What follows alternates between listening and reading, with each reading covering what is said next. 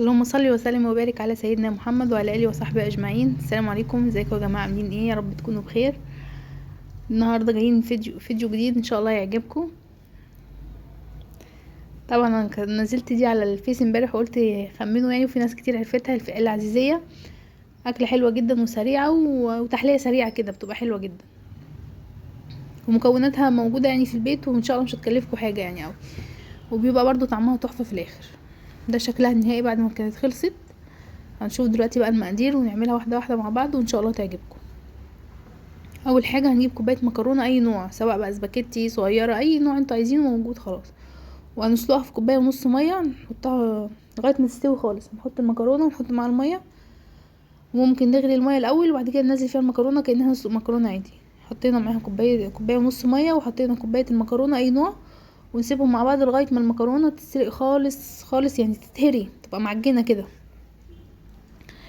في ناس بتعمل عزيزيه كده بتضرب المكرونه في الخلاط، انا ما بحبش الخطوه دي بصراحه، بحبها كده تبقى احسن. وبعد كده بنجيب كوبايه لبن ونص وكوبايه سكر او نص كوبايه سكر على حسب السكر اللي انتم محتاجينه. وكوبايه اللبن دي بقى هنحط فيها ايه؟ معلقتين نشا، معلقتين كاسترد ده اختياري بس بيدي طعم حلو، ومعلقتين جوز هند صغيرين، وبرده جوز هند اختياري. هو هنجيب كوبايه لبن، معلقتين نشا ومعلقتين كاسترد ومعلقتين جوز هند، ونقلب الخليط ده كله ونسيبه على جنب لغايه ما نقول لكم هنحتاجه امتى بقى. متنسوش يا جماعه ذكر الله والصلاه على النبي في كل الاوقات الفاضيه اللي في الفيديو، وفي اليوم طول اليوم عموما لازم نصلي على النبي كتير خلال اليوم. متنسوش برضو الدعاء لاخواتنا في غزه، ربنا ينصرهم يا رب. كده دي هنحط معلقتين جوز الهند ونقلب تاني، وبعد كده نسيب بقى الكوبايه دي لغايه اما نيجي نحتاجها دلوقتي. طبعا في الاثناء ديت بتكون المكرونه بتتسلق بقى، بس احنا هنسيبها تتسلق خالص لغايه ما تتعجن يعني من الاخر. وهنجيب بقى الصينيه اللي احنا هنعمل فيها العزيزيه، هنحط فيها معلقه سمنه، وندهن الصينيه كويس جدا كده من الجناب ومن تحت كويس جدا بالمنظر ده كده. كده المكرونه خلاص ابتدت تستوي، بس احنا مش عايزينها مستويه، احنا عايزينها معجنه، فهنسيبها تاني لغايه ما تخلص خالص. كده يعتبر المكرونه خلاص استوت وعجنت كده. ده بقى القوام اللي احنا عايزينه. هننزل عليها بقى بنص كيلو لبن، نص كيلو لبن، وهنقلب بقى كويس لغايه ما اللبن يختلط مع المكرونه.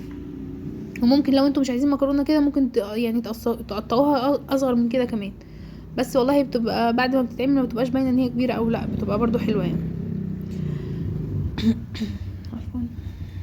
هنقلب بقى كويس لغايه ما المكرونه نحس هي اختلطت مع اللبن كويس وترجع تسخن تاني. بعد كده هننزل بالسكر الكميه اللي احنا محتاجينها. هنحط السكر، احنا حاطين نص كوبايه، لو انتوا عايزين تزودوا بتحبوا الحاجه مسكره قوي زودوا تاني ربع كوبايه سكر. وهنقلب تاني لغايه ما السكر يدوب خالص معاها. متهيألي المكونات لغايه كده يعني متاحه جدا، مفيش مثلا حاجه مش موجوده او حاجه صعبه يعني.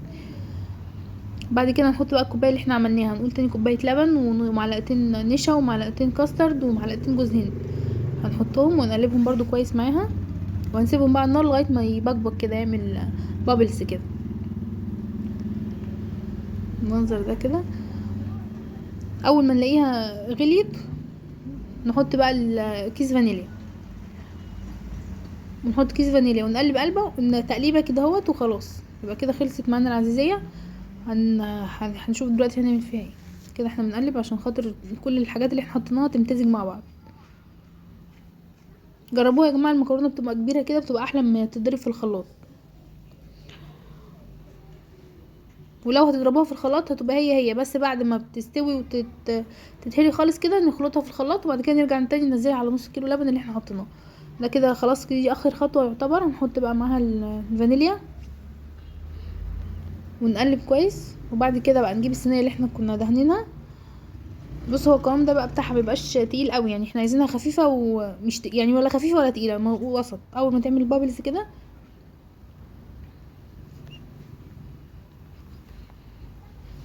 هنبقى نجيب الصينيه اللي احنا دهناها بالسمنه او زبده المتاح، والزبده طبعا بيبقى طعمها تحفه فيها.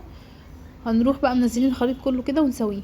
بعد ما ننزل الخليط كله في الصينيه نسيبه على الاقل مثلا 10 دقايق كده في مكانه، ما نحركوش خالص عشان يثبت يعني ويتقل مع في الوضع ده. خلاص كده.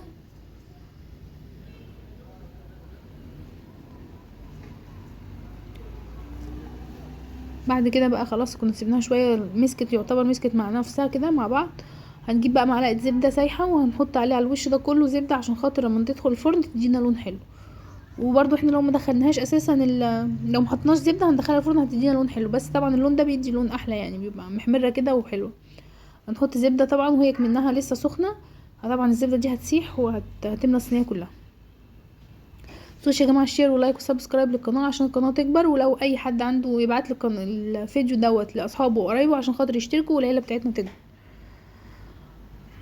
كده بعد ما الزبده ساحت طبعا على الوش العزيزيه هندخلها بقى الفرن. كده خلاص كده خلاص يعني يعتبر خلصت، مكوناتها بسيطه، دخلناها الفرن وطلعت بالمنظر ده في الاخر. كانت حلوه جدا والله وهتعجبكم، واتعملت ما خدتش متهيألي 10 دقايق بالظبط، اقل كمان من 10 دقايق. بس كده يا رب يكون الفيديو بتاعنا يكون خفيف وعجبكم النهارده، ولو عجبكم يا ريت تحطوا لنا لايك، وما تنسوش ذكر الله والصلاه على النبي في كل يوم بتاعنا. وبس كده، مع السلامه.